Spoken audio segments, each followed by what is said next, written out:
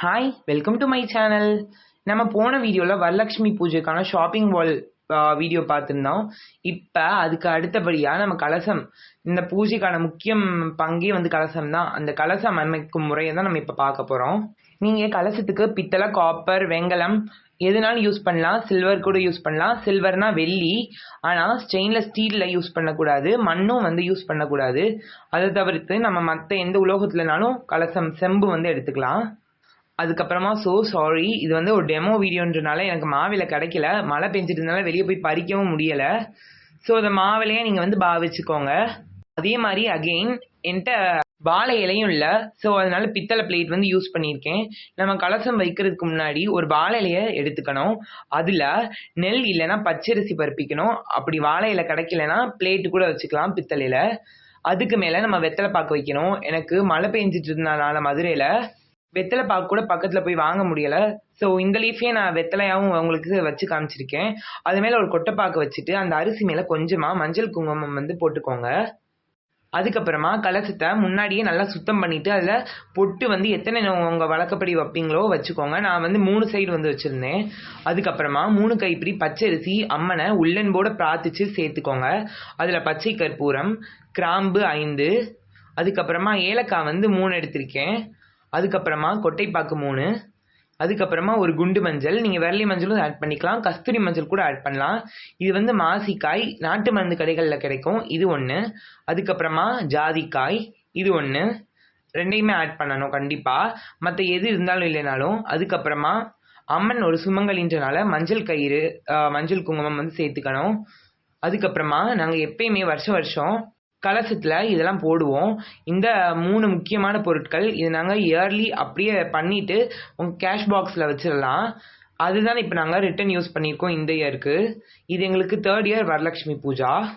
இந்த 3 பொருட்கள் மகாராஜ கோமதி சக்கரம், சின்ன கோமதி சக்கரம் 3, அதுக்கப்புறமா 3 சோழிகள், அதுக்கப்புறமா ஒரு கண்ணாடி சேர்த்துக்கணும். அதுக்கப்புறமா காதோலை கருகமணி நீங்கள் வந்து சேர்க்கணும்.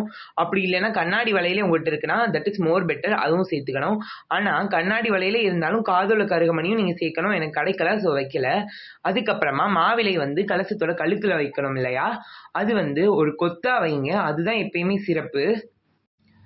நான் வந்து இப்படி ஒவ்வொரு இலையாக உங்களுக்கு எடுத்து காமிச்சிருக்கேன் இல்லையா, இது ஒவ்வொரு இலையாக எடுத்தீங்கன்னா 3, 5, 7, 11. ஆனால் 11லாம் நம்ம வைக்கலாம். ஆனால் அப்படி வச்சோம்னா நம்ம அம்மன் தேங்காயை வச்சுட்டு நம்ம ஏதாவது அம்மனுக்கு ஃபேஸ் கட்டினோம்னா கூட முன்னாடி வந்து அப்படியே தட்டி விடுற மாதிரி நிற்கும். ஃபுல்லாக மாவிலை தான் தெரியும், அம்மனோட முகமே தெரியாது.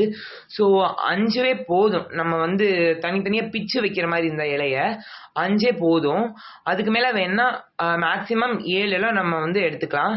ஆனால் 3 இலை வைக்க வேணாமே, நம்மள்கிட்ட இலையா கிடைக்காது, எவ்வளவோ செலவு பண்ணுறோம். பூ மார்க்கெட்டில் கூட கிடைக்கும் இப்போலாம் மாவிலை வந்து கொத்தாவே வச்சுருக்காங்க. அதுக்கப்புறமா இப்போ ஒரு கொத்து மாதிரி காமிச்சேன் இல்லையா, அந்த மாதிரி தான் இருக்கும் மாங்கொத்து.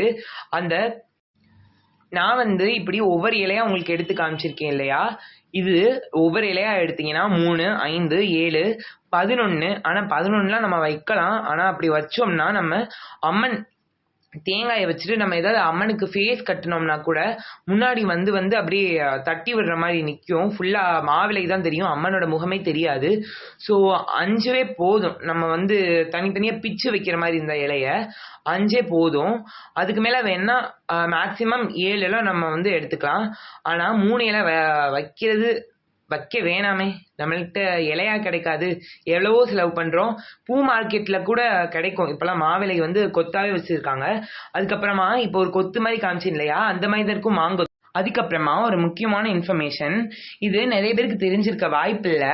ஸோ இப்போ சொல்கிறேன், இது என்றைக்குமே நீங்கள் கலசம் வைக்கிறப்ப நோட் பண்ணிக்கோங்க. இதை வந்து நீங்கள் ஃபாலோ பண்ணணும். எந்த கலசம் வச்சாலும் அது ஆண் தெய்வத்துக்குரியதுனாலும் சரி தான், பெண் தெய்வத்துக்குரிய கலசம்னாலும் சரி தான், இதை வந்து ஃபாலோ பண்ணணும். நம்ம தேங்காய்க்கு 3 கண்கள் இருக்குன்னு தெரியும் இல்லையா, அதே மாதிரி தேங்காயில் 3 கோடு இருக்கும். நீங்கள் பார்த்தீங்கனாலே உங்களுக்கு வந்து தெரியும். அந்த மூக்கு தான் வந்து சுவாமியோட முகம் அப்படின்னு சொல்லுவாங்க, சென்டர். அப்போ 3 கோடு இருக்கும். அந்த 3 கோடு சேர்த்து தான் ஒரு முகம்னா அப்படி கிடையாது. 3 கோடில் எது நம்மளுக்கு பார்க்க அழகா இருக்கும் இல்லையா? இங்கே வச்சா அம்மன் நல்லா இங்கிட்டு நெரிசல் இல்லாமல் இருக்குது, தேங்காயில் குடும்பி, அப்போ இது முன்னாடி வச்சோம்னா அழகா இருக்கும் நம்மளுக்கு தோணும் இல்லையா? ஸோ அந்த லைனை நம்ம சூஸ் பண்ணிட்டு அதில் வந்து பொட்டு வைங்க. அது எதுக்காக நம்ம அதை வந்து சூஸ் பண்ணி இப்போ கோடு இல்லாத இடத்துல கூட நம்ம பொட்டு வைக்கலாம், தப்பு இல்லை. ஆனால் அப்படி வைக்கிறது தான் சிறப்பு. அது ஏன்னு கேட்டிங்கன்னா அந்த லைன் இருக்கு இல்லையா, அது வந்து அம்பிகையோட மூக்கு பகுதின்னு சொல்லுவாங்க. இது ஆந்தேவமா இருந்தாலும் எந்த கடவுளை நம்ம ஸ்தாபனம் பண்ணி வழிபடுறோமோ அந்த கடவுளுடைய மூக்கு பகுதி. ஸோ அதனால அங்கதான் நம்ம வந்து பொட்டு வச்சு வழிபடணும். அம்மன் ஒரு சுமங்கலின்றனால வகுட்லயும் வந்து குங்குமம் வந்து விட்டுருக்கோம். அதுக்கப்புறமா இந்த மாதிரி மாவிளை கொத்தை வந்து கலசத்துல அந்த கழுத்து பகுதியில் வச்சுட்டு நம்ம வந்து கலசம் வந்து ஸ்தாபனம் பண்ணிடலாம். இது வந்து முக்கியமான இன்ஃபர்மேஷன், யாருக்குமே தெரிஞ்சிருக்காது. மோஸ்ட்லி தெரியலைன்னா இப்போ இருந்து நோட் பண்ணி இதை என்றைக்குமே நீங்கள் வந்து ஃபாலோ பண்ணுங்க. இப்போ நம்ம கலசம் வந்து ஸ்தாபனம் பண்ணிட்டோம்னு நினைக்காதீங்க. அதுக்கப்புறமா இன்னொரு முக்கியமான பொருள் வந்து சேர்க்கணும். நான் வந்து சேர்க்க மறந்துட்டேன். ஸோ வந்து இப்போ சேர்த்துக்கிறேன். ஆனால் நம்ம இது வந்து டெமோ தான், அதனால தான் நான் வந்து அப்பப்போ இப்படி தேங்காயை தூக்கி தூக்கி பார்க்குறேன். ஆனால் இதே இது நம்ம வரலட்சுமி பூஜை அப்போ அம்மனுக்கு கலசம் வைக்கிறப்ப பயபக்தியோட எல்லாமே பக்கத்தில் எடுத்து வச்சுட்டு அதுக்கப்புறமா நீங்கள் பண்ண ஆரம்பிங்க. தயவு செஞ்சு இந்த மாதிரி அடிக்கடிலாம் நம்ம கலசத்தை வந்து தூக்கக்கூடாது. கலசத்துக்குள்ளே வந்து கண்டிப்பாக மலர் சேர்க்கணும். மல்லிகை பூன்றது அதிகபட்சத்தில் எல்லா அம்மனால விரும்பக்கூடிய ஒரு மலர். ஸோ மல்லிகை பூ சேர்த்துக்கோங்க. அப்படி இல்லைன்னா எந்த மலர்னாலும் சேர்க்கணும். ஆனால் கட்டாயம் ஒரு மலராது இருக்கணும். ஆனால் கலசம் சொன்னாலே நம்மள நிறைய பேருக்கு பயம் இருக்கும்.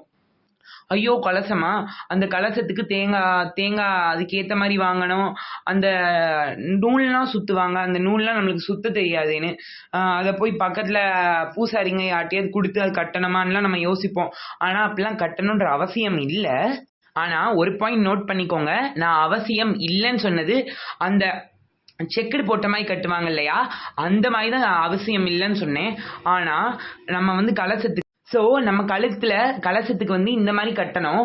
இப்போ வந்து உங்களுக்கு டவுட் வரும், இது என்ன கயிறு, எதுக்காக இப்படி கட்டுறாங்கன்னு. இது வந்து அம்பிகைக்கு அவங்க உடம்புல இருக்கக்கூடிய நரம்புகள்னு அர்த்தம். ஸோ நம்ம வந்து கண்டிப்பாக ஒரு உடம்பு நரம்பு இல்லாமல் இருக்குமா? அது அம்மனா நம்ம வழிபட போகிறோம், அது பொம்மை இல்லை. நம்ம உள்ளன்போட பிரார்த்திச்சு பண்ணணும். கலசம் வைக்கிறப்ப பயபக்தியோட வைங்க. இந்த மாதிரி அடிக்கடிலாம் எடுக்காதீங்க. இதே மாதிரி நான் டெமோன்றதுனால உங்களுக்கு சொல்லி காமிக்கிறோமே, அதுவும் அதை மறந்துட்டேன்றதுனால தான் இது பண்ணேன். ஸோ நீங்கள் வந்து பயபக்தியோட வைங்க. அதனால நீங்கள் வந்து கண்டிப்பாக அந்த கயிறை வந்து கட்டியே ஆகணும். அது நீங்கள் வந்து இப்படி செக்குடு மாதிரி கட்டலைனாலும் நார்மலாக இந்த கழுத்தில் சும்மா நம்ம கையில் கட்டுவோம் இல்லையா, அந்த மாதிரி கலசத்தோட கழுத்தில் வந்து கட்டிடலாம். நீங்கள் உங்களுக்கு வந்து யோசனை வரும் என்ன நூல் கட்டணும் அப்படின்னு. நார்மலாக பூ கட்டுவோம் இல்லையா, அந்த நூலையும் வந்து நீங்கள் மஞ்சளில் நினச்சிட்டு சேர்த்திக்கலாம். அப்படின்னா மஞ்சள் நூலே வந்து கடையில் கிடைக்கும். அந்த மஞ்சள் நூல் கூட நீங்கள் வந்து கழுத்தில் கட்டி விட்டுறலாம். அந்த நூலை வந்து 2ஆ திரிக்கணுமா 3ஆ திரிக்கணுமா, நான் வந்து காமிச்சிருந்தப்ப 3 இலைகளை வந்து சேர்த்து கட்டியிருந்தேன். அது எதனாலன்னா அது வந்து ரொம்ப மெல்லிசா இருந்துச்சு, அதனால தான். நீங்கள் அது வந்து எத்தனை இலைகளாகவும் எடுத்துக்கலாம், 9, 3, 7 அப்படின்னு ஒத்தப்படையில் எத்தனை இலைகளாகவும் எடுத்து நீங்கள் வந்து கழுத்தில் கட்டி விட்டுறலாம். ஆனால் கண்டிப்பாக கட்டணும். அதுக்கப்புறமா அம்மனுக்கு கண்டிப்பாக வஸ்திரம் சாத்தணும், உங்களோட வசதிக்கு ஏற்ப. அப்படி நம்ம வசதிகளுக்கு ஏற்ப நம்ம வந்து அம்மனுக்கு பட்டு சாரி அந்த மாதிரி கூட வந்து ட்ரேப் பண்ணலாம். அப்படிலாம் ப்ளவுஸ் பிட்லாம் வந்து சாத்தலாம். அது மாதிரி கூட நீங்கள் வந்து பண்ணலாம். ஆனால் கண்டிப்பாக வந்து அம்மனுக்கு வஸ்திரம் சாத்தணும். ஆனால் நம்மளில் இப்போ நிறைய பேர் வந்து வெள்ளி கலசமே வந்து வச்சுருக்கோம். அப்போ அந்த வெள்ளி கலசம்ல 8 அஷ்டலட்சுமிகள் இருப்பாங்க. அந்த அஷ்டலட்சுமிகள் வந்து மறையக்கூடாது அப்படின்னு ஒவ்வொரு சைடும் நம்ம வந்து பொட்டு வச்சு அம்மனை வழிபடுவோம். அப்போ மறையக்கூடாதுன்னு நம்ம நினைக்கிற பட்சத்தில் நீங்கள் வந்து பாவாடை கட்டாமல் விட்டுருவீங்க. ஆனால் அப்படி பண்ணலாம். ஆனால் என்ன, இந்த மேலே ஒரு ஷால் மாதிரி இருக்கு இல்லையா, இந்த ஸ்கர்ட்டில் அந்த ஷால் மட்டுமாவது அம்மனுக்கு வந்து சாத்தணும். அம்மனுக்கு வஸ்திரம் இல்லாமல் விட்டுறக்கூடாது, கண்டிப்பாக வஸ்திரம் சாத்தணும். அதுக்கப்புறமா அம்மனுக்கு வந்து திருமாங்கல்யம் சாத்திட்டு அந்த மாங்கல்யம்க்கும் அம்மனோட வகுட்லையும் வந்து குங்குமம் வந்து இடணும். நீங்கள் வந்து தாலி வந்து அம்மனுக்கு கட்டுறப்ப கொஞ்சம் மலர் வந்து அதில் சாத்திட்டு அதுக்கப்புறமா அம்மனுக்கு வந்து கட்டி விடுங்க. அதுக்கப்புறமா இப்போ அம்மனுக்கு நம்ம ஃபேஸ் எந்த மாதிரினாலும் வச்சு அம்மனுக்கு அலங்காரம் பண்ணிக்கலாம். ஸோ அவ்வளோதான். இப்போ வந்து அம்மனை வந்து கலசம் வந்து தயார் பண்ணிட்டோம். இப்போ அம்மனை அழைச்சி பூஜை பண்ணுறதுக்கு அம்மன் தயாராக இருக்காங்க. ஸோ பாய், நெக்ஸ்ட் வீடியோவில் பார்க்கலாம். Please subscribe my channel, like, share please. அதுக்கப்புறமா உங்கள் ஃபீட்பேக்ஸை எனக்கு கமெண்ட்டில் சொல்லுங்கள்.